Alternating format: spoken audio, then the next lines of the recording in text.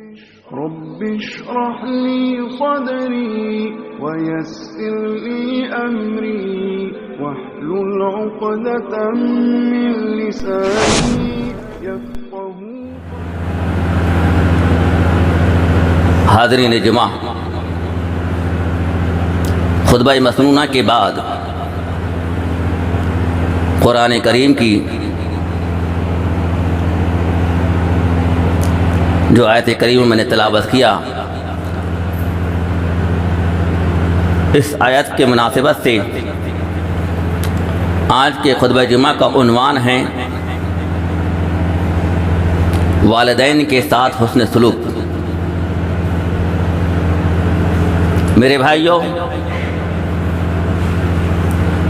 جس طرح اللہ رب العالمین نے ہر انسان کو اس بات پر زور دیا ہے کہ وہ اللہ کے ساتھ کسی کو شریک نہ بنائے، اللہ کے ساتھ کسی کو پارٹنر، کسی کو ساجی نہ بنائے، صرف اور صرف ایک اللہ کی بندگی کرے،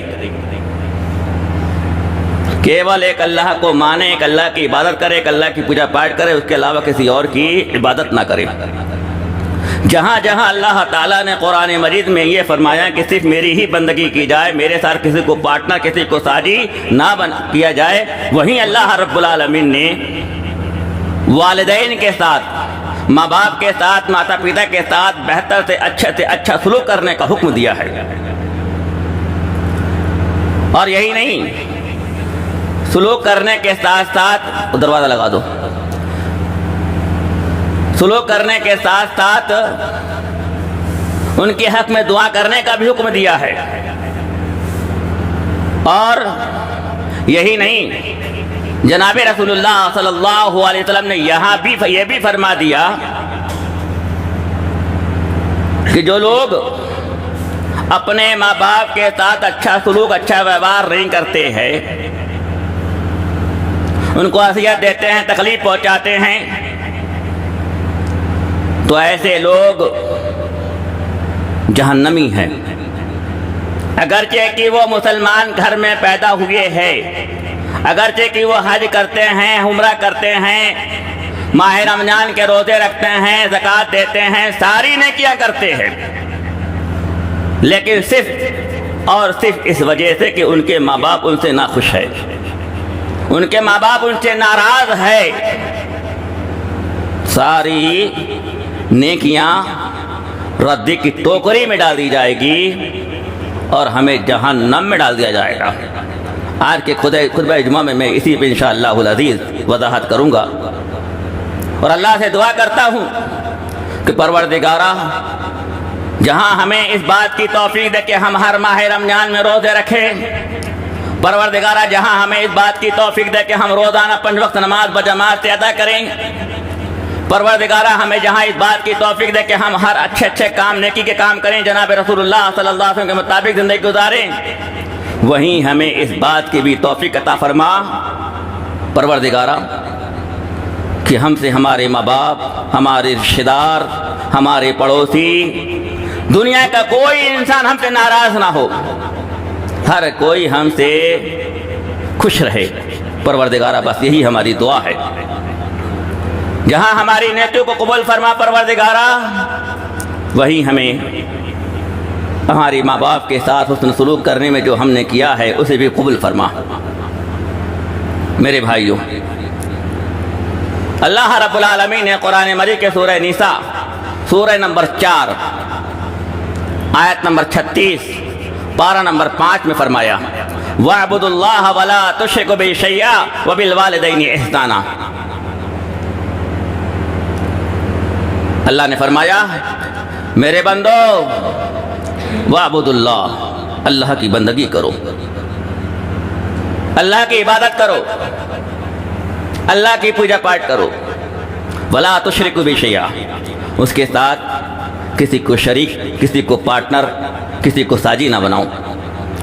وَبِالْوَالِدَيْنِ إِحْسَانًا، اور ساتھ ہی اللہ نے یہ بھی کہہ دیا، الگ الگ نہیں کہا، اسی جملے میں ہے، اسی واقعے میں ہے، اسی سینٹیج میں ہے کہ اپنے ماں باپ کے ساتھ اچھا سلوک کرو. اسی طریقے سے اللہ رب العالمین نے سورہ لقمان آیت نمبر 31، سورہ لقمان سورہ نمبر 31 آیت نمبر 14 میں فرمایا وَوَصَّيْنَا الْإِنسَانَ بِوَالِدَيْهِ حَمَلَتْهُ أُمُّهُ وَهْنًا عَلَى وَهْنٍ وَفِصَالُهُ فِي عَامَيْنِ أَنِ اشْكُرْ لِي وَلِوَالِدَيْكَ إِلَيَّ الْمَصِيرُ۔ فرمایا اللہ رب العالمین نے کہ ہم نے انسان کو حکم دیا ہے کہ وہ اپنے ماں باپ کے ساتھ اچھا سلوک کرے، اچھا ویوہار کرے، انہیں تکلیف نہ پہنچائے۔ کیوں؟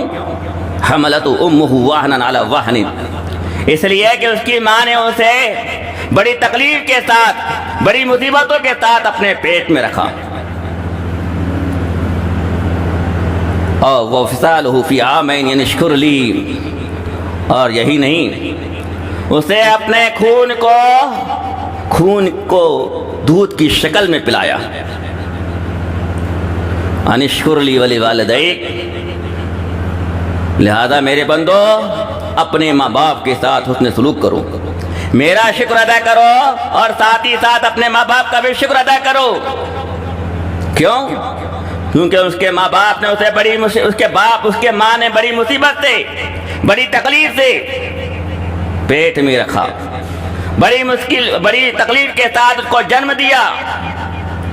اور یہی نہیں، پورے فی عامین 2 سال اپنے خون کو دودھ کی شکل میں پلایا۔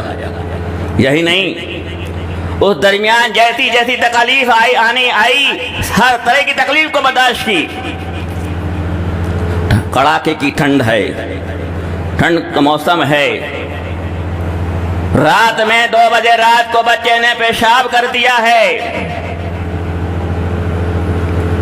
وہ ماں یہ پسند نہیں کری کہ میرا بیٹا روتے رہے اور پیشاب میں پڑا رہے، وہ کروٹ بل کے سوئی نہیں، ایسا نہیں ہوا کبھی، بلکہ اس نے فوراً اتنی رات میں اٹھ کے اس بچے کو اٹھایا، اس کو صاف کیا، اور سوکھی جگہ نہیں ملی، سوکھا بستر نہیں ملا، ایک ہی بستر تھا، قریب تھی، پریشان تھی، تو اس جگہ میں خود سو گئی اور اپنی جگہ میں اس کو سلایا، سوکھی جگہ میں اس کو سلایا۔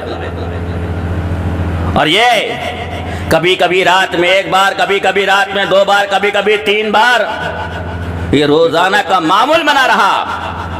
کتنی تکلیف سے ماں نے اپنے بچوں کو پرورش کی۔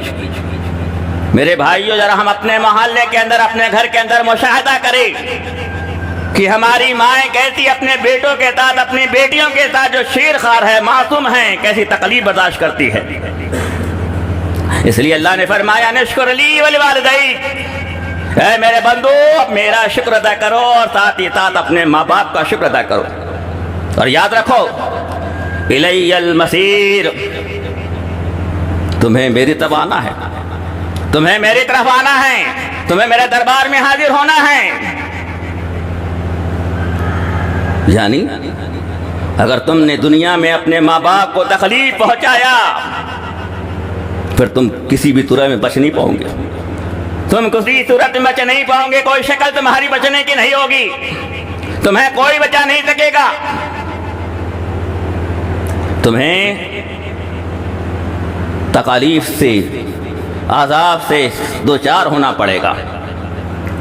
اسی طریقے سے اللہ رب العالمین نے دوسرے موقع پر وَوَصَّيْنَا الْإِنسَانَ بِوَالِدَيْهِ إِحْسَانًا، ہم نے انسان کو حکم دیا، اللہ فرما رہے، ہم نے انسان کو حکم دیا کہ اپنے ماں باپ کے ساتھ اچھا سلوک کرے۔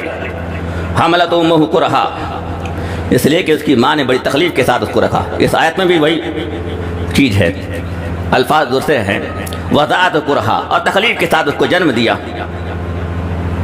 وحملہ وفصالہ 30 شہرا، اور اس کی حمل کی اور دودھ پلانے کی مدت 2.5 سال ہے۔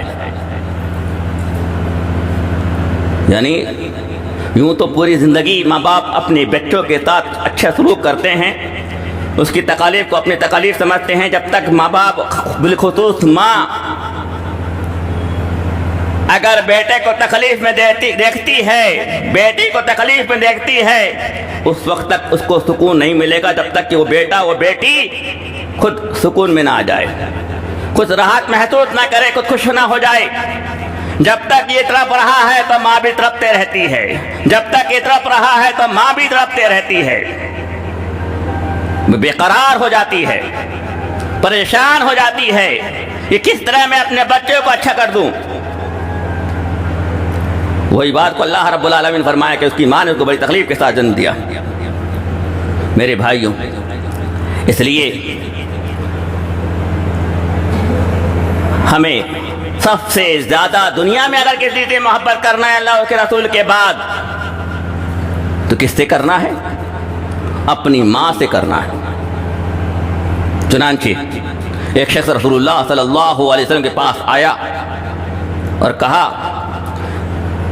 من احق الناس، اے اللہ کے رسول صلی اللہ علیہ وسلم، میری حسن محبت کا سب سے زیادہ مستحق کون ہے؟ وہ کون ایسی ہستی ہے، وہ کون ایسی ذات ہے جس کے ساتھ میں سب سے زیادہ حسن سلوک کروں، اچھی محبت کروں؟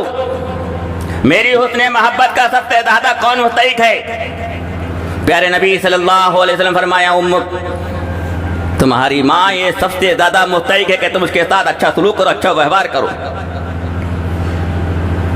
پھر پوچھا اس شخص نے، اللہ کے رسول صلی اللہ علیہ وسلم، اس کے بعد کون ہے؟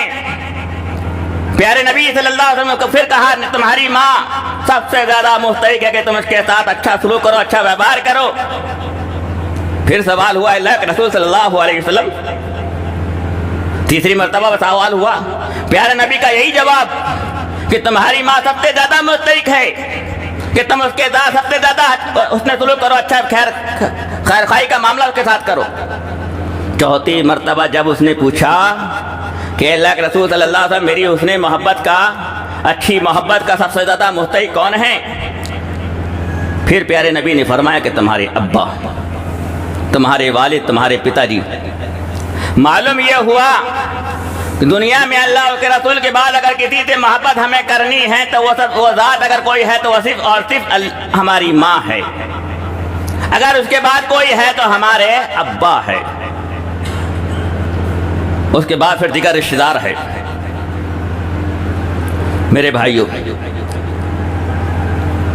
ایک واقعہ جس طبرانی کے اندر جو منقول ہے، جسے مولانا عبدالرب نے اپنی کتاب مواعظ حسنہ کے اندر نقل فرمایا ہے، ذرا عبرت آموز واقعہ ہے، اپنے آپ کو جھنجھوڑنے والا واقعہ ہے، اور بالخصوص ان لوگوں کے لیے جو متقی پرہیزگار کہلاتے ہیں، جو نماز اور روزہ کا اہتمام کرتے ہیں، نیکیوں کا بڑا اہتمام کرتے ہیں، بالخصوص ان کے لیے زیادہ عبرت آموز ہے۔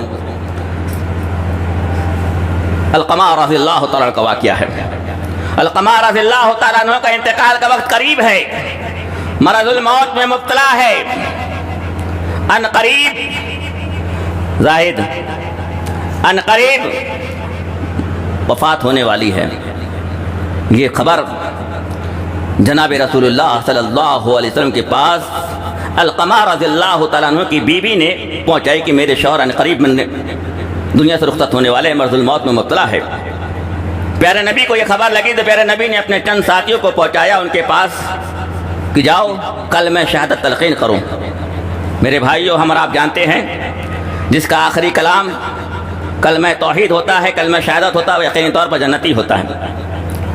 اس لیے جب ہمارے درمیان کوئی رخصت ہو رہا ہو، مرض الموت میں مبتلا ہو، انتقال کے قریب ہو، تو ہمیں وہاں پر کلمہ شہادت پڑھنا چاہیے، کلمہ توحید پڑھتے رہنا چاہیے۔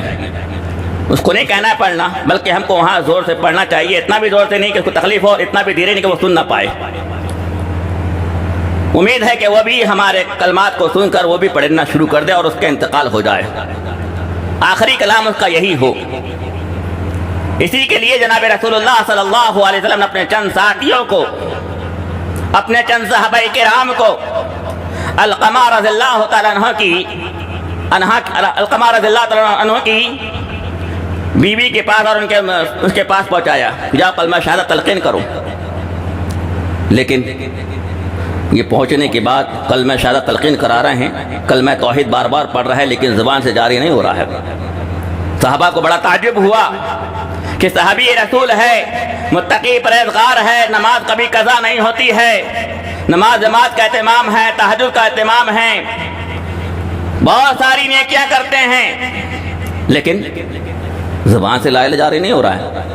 فوراً خبر پہنچائی گئی ہے پیارے نبی صلی اللہ علیہ وسلم کے پاس۔ اللہ کے نبی نے جب یہ خبر سنا تو پوچھا کیا علقمہ کے والدین ہیں، ماں باپ ہیں؟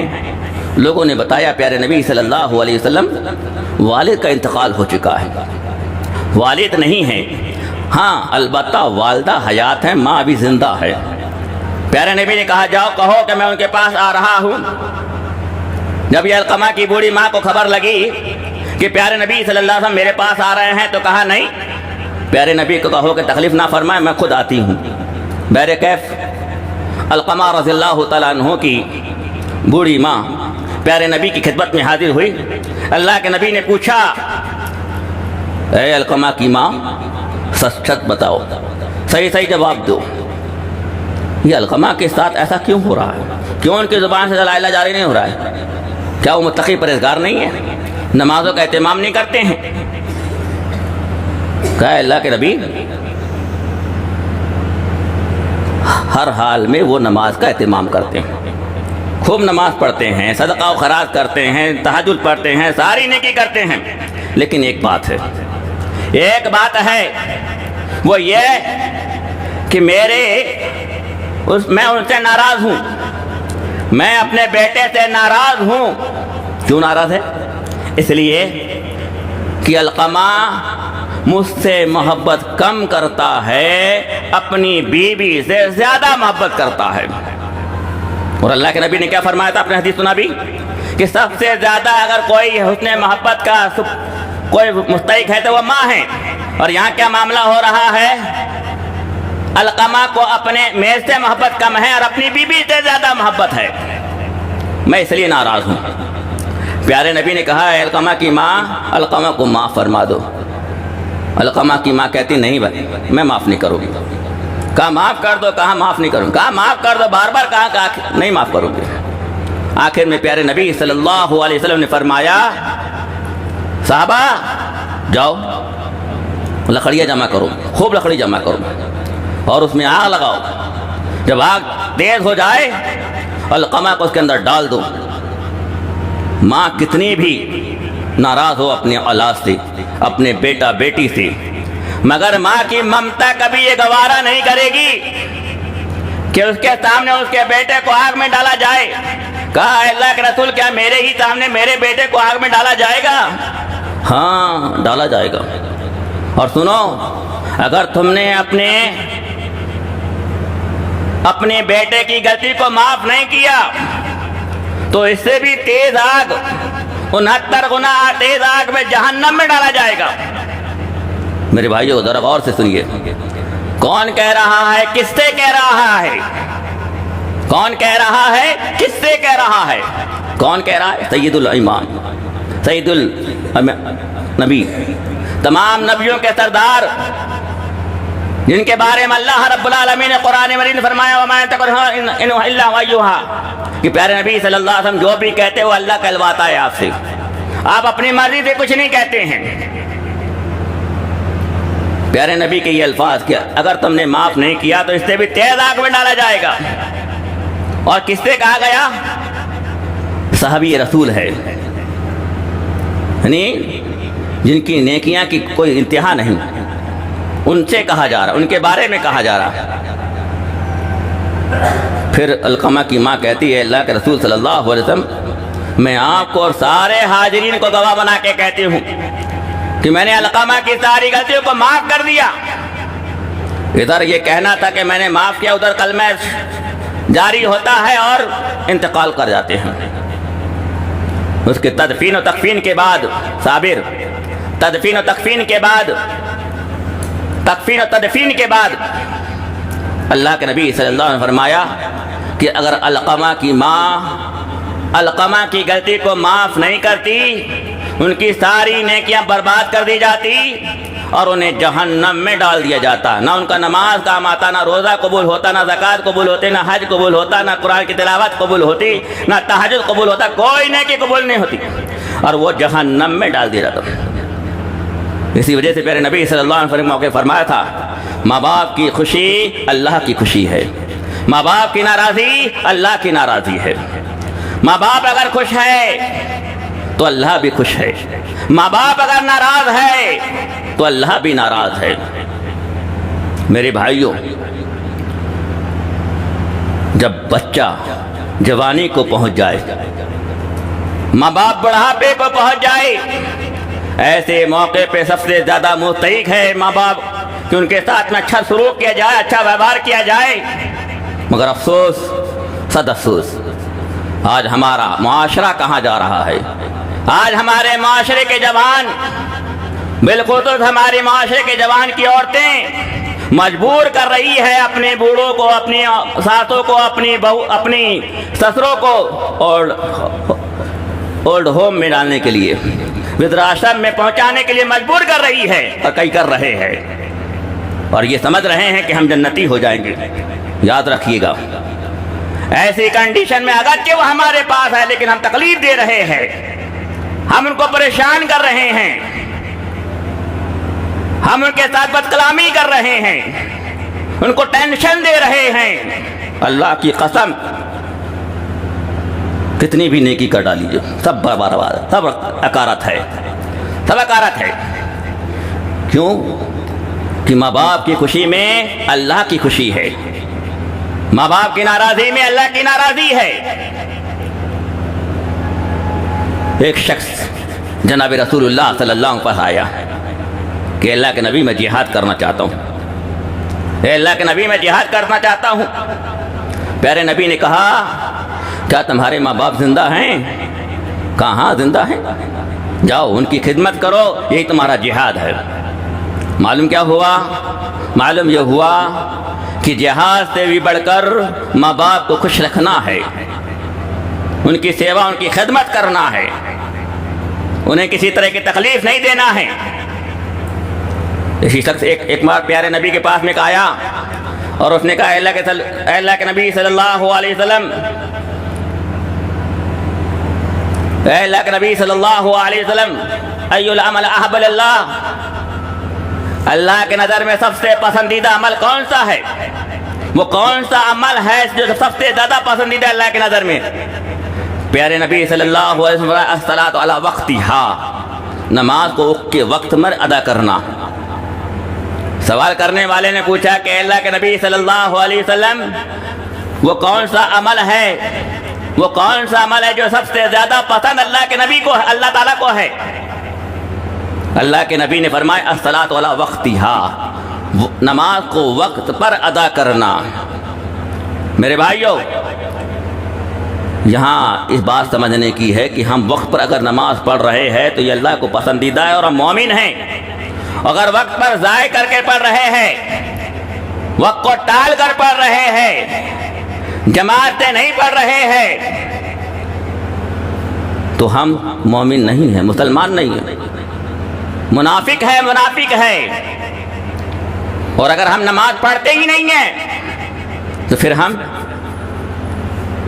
مسلمان نہیں ہیں، اسلام میں ہم ماننے والے نہیں ہیں۔ دنیا کے سارے لوگ ہمیں مسلمان کہتے ہیں اور ہم بھی اپنے آپ کو مسلمان کہہ رہے ہیں، مسلمان کے کالم میں اپنا نام لکھا رہے ہیں، لیکن اللہ کی نظر میں، اللہ کی کتاب میں ہم مسلمان نہیں ہیں۔ کیونکہ پیارے نبی نے فرمایا من ترک الصلاۃ متعمدا فقد کفر، جس نے ایک وقت کی نماز کو چھوڑ دیا اس نے کفر کیا، اس نے اللہ کا انکار کیا۔ فقد کفر، بلا شبہ، نیستندہ اس نے اللہ کا انکار کر بیٹھا۔ کس نے؟ جس نے ایک وقت کی بھی نماز کو چھوڑ دیا۔ تو بہرحال میں یہاں پہ اس لیے بتایا کہ ہمارے اکثر جو لوگ جو اپنے آپ کو مسلمان کہتے ہیں، جمعہ میں آتے ہیں اور یہ سمجھتے ہیں کہ ہم جنت میں چلے جائیں گے، نہ، ایک وقت کی بھی ہم نے نماز چھوڑ دیا تو ہم مسلمان نہیں ہیں، چاہے ہم بڑے بڑے عہدے میں ہوں، جماعت میں اور مدرسے کے اندر میں ہم بڑا دین کا کام کر رہے ہوں، دین کی دعوت لوگوں کو دے رہے ہو، لیکن یاد رکھیے اگر ہم وقت پر نماز ادا نہیں کر رہے ہیں، جماعت کا اہتمام نہیں کرے تو ہم منافق ہیں، اور اگر نماز نہیں پڑھتے تو ہم کافر ہیں، منافق، مومن نہیں ہے، مسلمان نہیں ہے۔ تو بہرحال اللہ کے نبی کے پاس وہ شخص آیا، اس نے کہا کہ اللہ کے رسول صلی اللہ علیہ وسلم، سب سے محبت، سب سے اچھا عمل کون سا ہے؟ تو پیارے نبی پر وقت پر نماز ادا کرنا۔ پھر انہوں نے پوچھا اللہ کے رسول صلی اللہ علیہ وسلم، اس کے بعد کون سا اچھا عمل ہے؟ پیارے نبی نے فرمایا بر الوالدین، والدین کے ساتھ حسن سلوک کرنا۔ پھر اس نے سوال کیا اس کے بعد اللہ کے رسول پیارے نے فرمایا الجہاد فی سبیل اللہ۔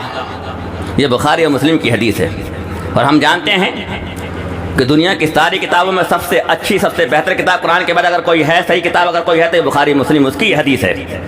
معلوم یہ ہوا کہ نماز کے بعد اگر کوئی اچھا عمل ہے تو وہ ماں باپ کے ساتھ حسن سلوک کرنا ہے۔ جہاد سے بھی بڑھ کر کوئی کام اگر ہے تو وہ ماں باپ کے ساتھ حسن سلوک کرنا ہے۔ اگر ہم جہاد میں چلے گئے یا اور ساری نیکی کر لیں لیکن ماں باپ ناراض ہے تو پھر ہم جہنمی ہیں، ہم جنتی نہیں ہیں۔ مگر بڑا افسوس ہوتا ہے، ہم یہ سمجھ بیٹھے ہیں کہ ہم اپنے ماں باپ کے ساتھ جیسا سلوک کریں، جو چاہیں ویوہار کریں، ہم جنتی ہو جائیں گے۔ نہیں، جنتی ہونے کے لیے جہاں نمازوں کا اہتمام کرنا ضروری ہے، ماہ رمضان کے روزے رکھنا ضروری ہے، اگر اللہ تعالیٰ نے صاحب نصاب بنایا تو زکوٰۃ ادا کرنا ضروری ہے، اور اگر اللہ تعالیٰ نے اور مال دیا ہے، حج کر سکتے ہیں، حج کی طاقت ہے تو ہمیں حج کرنا جہاں ضروری ہے، جہاں ہم اور نیکیاں کرتے ہیں وہیں یہ بھی ضروری ہے کہ اپنے ماں باپ کے ساتھ اچھا سلوک، اچھا ویوہار کرے۔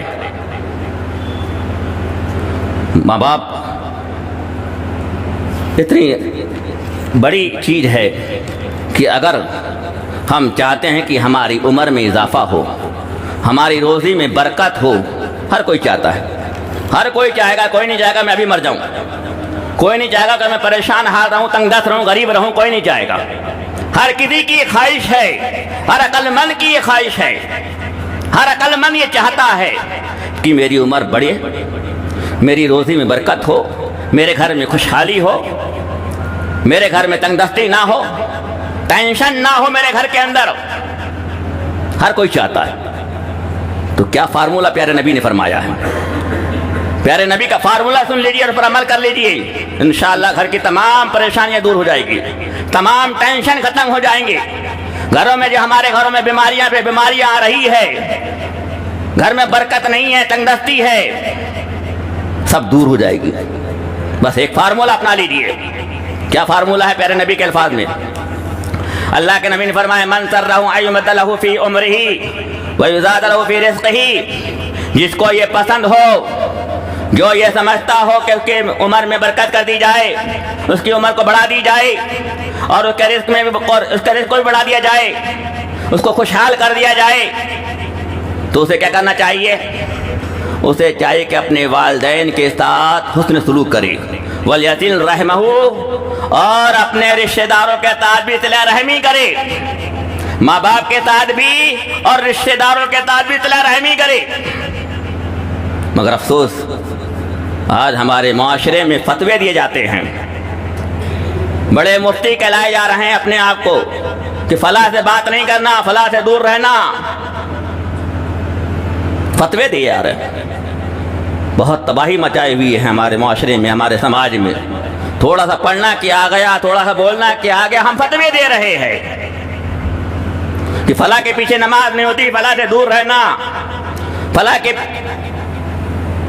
کیا کیا بولتے ہیں، اللہ رحم فرمائے۔ جبکہ حکم کیا ہو رہا ہے؟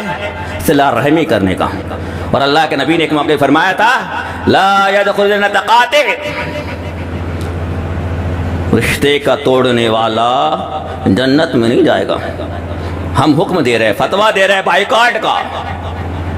میرے بھائیوں، جہاں ضروری ہے اپنے ماں باپ کے ساتھ اچھا سلوک کرنا، وہیں رشتہ داروں کے ساتھ بھی اچھا سلوک کرنا ہے۔ اس لیے اللہ کے نبی صلی اللہ علیہ وسلم نے یہاں فارمولہ دیا ہے کہ اگر تم چاہتے ہو کہ اپنی عمر میں اضافہ ہو، تم چاہتے ہو کہ روزی میں برکت ہو، تو اپنے والدین کے ساتھ حسن سلوک کرو، وَلْيَصِلْ رَحِمَهُ، اور اپنے رشتہ داروں کے ساتھ بھی اچھا سلوک کرو، ان کے حقوق کو ادا کرو۔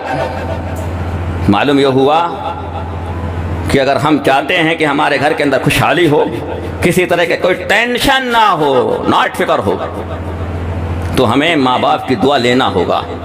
ان کی دعا ملے گی تو ہمارے گھر کے اندر برکتیں ہوگی، ہماری عمر میں اضافہ ہوگا۔ حضرت موسیٰ علیہ السلام نے اللہ رب العالمین سے کہا کہ اللہ میرا وہ دوست دکھا دے جو جنت میں میرے ساتھ ہوگا۔ کس نے کہا؟ موسیٰ علیہ السلام نے کہا اے اللہ مجھے وہ شخص دکھا دے جو جنت میں میرا دوست ہوگا۔ اللہ رب العالمین نے کہا کہ جاؤ فلاں جگہ پہ ایک قصاب ہے، گوشت بیچنے والا ہے، وہاں جاؤ۔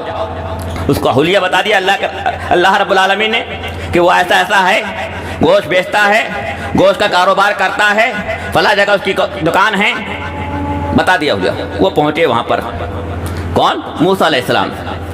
دن بھر اس کی دکان کے سامنے کھڑے رہے۔ شام کو کہا بھائی میں آپ کے گھر میں مہمان بننا چاہتا ہوں۔ جب وہ گھر پہنچے پیچھے پیچھے ان کے پاس گئے، کہا میں آپ کے گھر میں مہمان بننا چاہتا ہوں۔ کہا کوئی ٹھیک ہے، کوئی بات نہیں، رجائیے۔ مہمان نوازی کرنا بھی بڑی مسلمانوں کا یہ ہے، اہم فریضہ ہے۔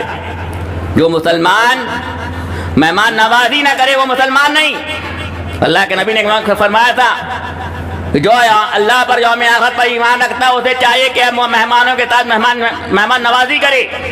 مگر آج ہماری ماؤں کو، ہماری بہنوں کو، ہماری بیویوں کو منہ بن جاتا ہے، کوئی مہمان آیا تو منہ بننے لگ جاتا ہے۔ میرے نہیں، بالکل ایسا نہیں ہونا چاہیے۔ خوشی خوشی ان کی ہم مہمان نوازی کریں۔ بہرحال انہوں نے کہا کہ میں آپ کا مہمان بننا چاہتا، کہا بن جائیے، کوئی بات نہیں۔ بہرحال اجازت مل گئی، گھر کے اندر چلے گئے۔ دیکھا انہوں نے، نظر رکھ رہے ہیں کہ انہوں نے ایک جھولے میں سے، ایک تھیلے میں سے گوشت کا ٹکڑا نکالا، اس کو دھویا، پکایا، اور پھر ایک اپنی ماں کے پاس گئے جو انتہائی ضعیف تھی، انتہائی کمزور تھی۔ اس کے پاس گئے، ان کو کھانا کھلایا، ان کے کپڑے دھوئے، صاف ستھرا کیا۔ اس کے عوض میں وہ دعا دے رہی ہے۔ یہ موسیٰ سمجھ نہیں پائے کہ کیا، صرف لگ رہا ہے کہ مونٹ ہل رہے ہیں، بات سمجھ میں نہیں آئی۔ کہا بھائی یہ کون ہے، کیا کہہ رہی ہے؟ اس قصاب نے کہا، گوشت بیچنے والے نے کہا کہ یہ میری ماں ہے اور یہ دعا دے رہی ہے کہ اے اللہ میرے بیٹے کو جنت میں پہنچانا، جنت نصیب فرمانا، اور موسیٰ کا دوست بنانا جنت کے اندر میں۔ یہ دعا دے رہی ہے، موسیٰ کا دوست بنانا، موسیٰ علیہ السلام کا۔ موسیٰ علیہ السلام کہتے ہیں کہ بھائی مبارک ہو تم کو، میں ہی موسیٰ ہوں، اور میں نے بھی اللہ سے دعا کی تھی کہ اللہ مجھ کو وہ شخص سے ملا دے دنیا کے اندر میں جو جنت میں میرا دوست ہوگا۔ چنانچہ اللہ رب العالمین نے مجھے آپ کا حلیہ بتایا، اور میں حلیہ کے مطابق آپ تک پہنچا، اور میں یہاں آیا تو معلوم ہو کہ آپ ہی میرے دوست ہیں۔ اللہ نے آپ کی دعا قبول کر لیا ہے۔ معلوم یہ ہوا کہ ماں باپ کی دعا دنیاوی اعتبار سے بھی فائدے میں ہے اور آخرت کے اعتبار سے بھی فائدے میں ہے۔ اگر ماں باپ نے بد دعا کر دی، یاد رکھو پھر ہم کہیں کے نہیں رہیں گے، نہ دنیا کے، نہ آسمان کے، نہ آخرت کے۔ اگر ہمارے ماں باپ نے ہمارے لیے بد دعا کر دی، یاد کیجیے اس واقعے کو جو میں اکثر بتایا کرتا ہوں، جس کو امام بخاری رحمۃ اللہ علیہ نے اپنے صحیح بخاری کے اندر نقل فرمایا ہے کہ جریج جو انتہائی متقی پرہیزگار، عبادت کے لیے اس نے شہر کے باہر ایک جھوپڑی بنا رکھی ہے جہاں دن رات عبادت کرتا تھا، دن رات عبادت کرتا تھا۔ ایک دن ان کی ماں ان سے ملنے گئی، کھٹکھٹایا، دروازے میں دستک دی، آواز نہیں آئی کیونکہ نماز میں تھے، بار بار کھٹکھٹایا، آخر کو واپس آ گئی۔ دوسرے دن پھر گئی ملنے کے لیے بیٹے سے۔ ماں کی ممتا بڑی اہمیت رکھتی ہے، وہ پسند نہیں کرتی کہ میرا بیٹا کئی دن تک غائب مجھ سے رہے، ملنے جاتی ہے۔ آج ہماری مائیں کتنے دن تک ہم سے نہیں ملتی ہیں، ہمیں پرواہ نہیں جو کہ اپنی ماں کے ملنے جائیں، ماں سے خیر خواہی پوچھیں، ماں کے ساتھ کیسا حال ہے پوچھیں، یہ پرواہ نہیں، نہ رکھنے کی توفیق، نہ ان کے پاس جانے کی توفیق۔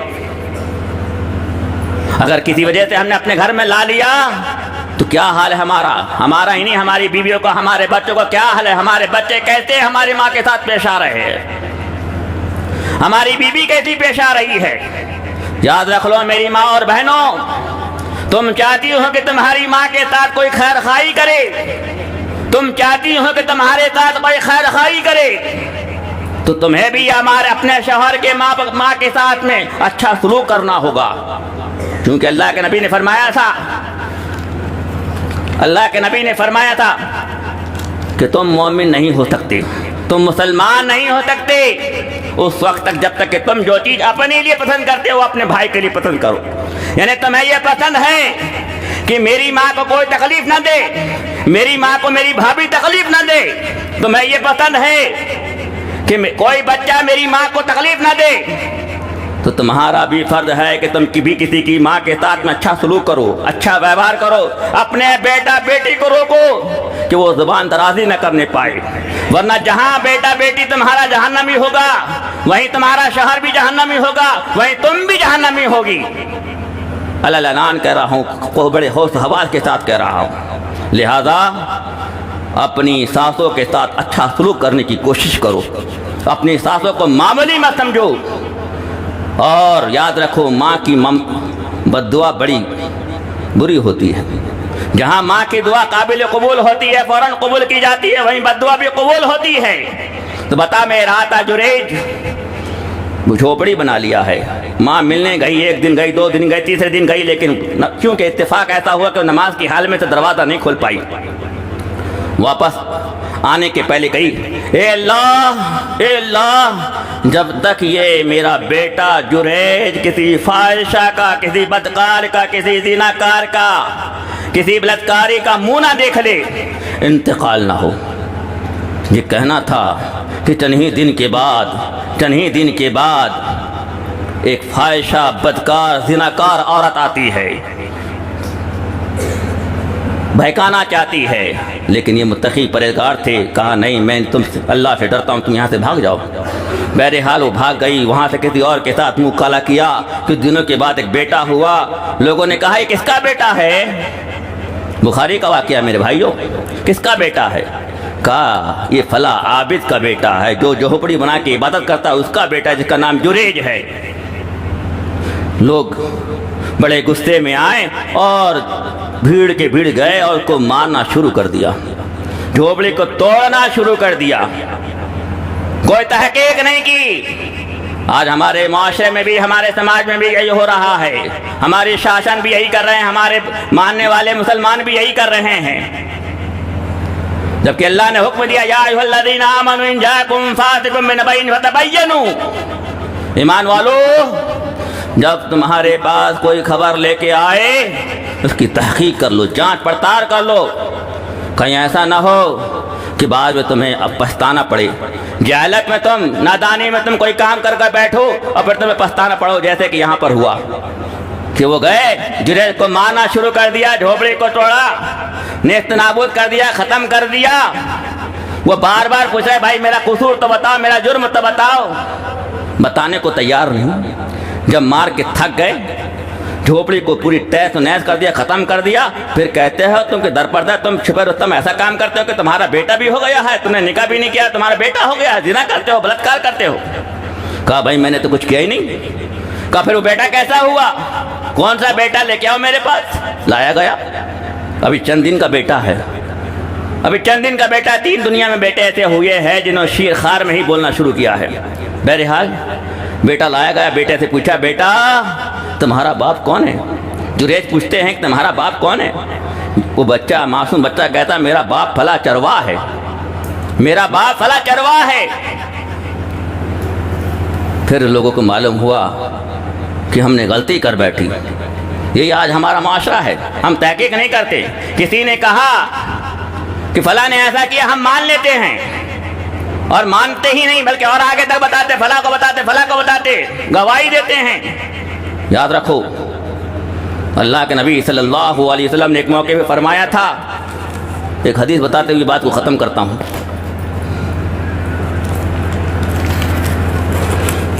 اللہ کے نبی نے فرمایا کہ اے لوگو جھوٹ سے بچو،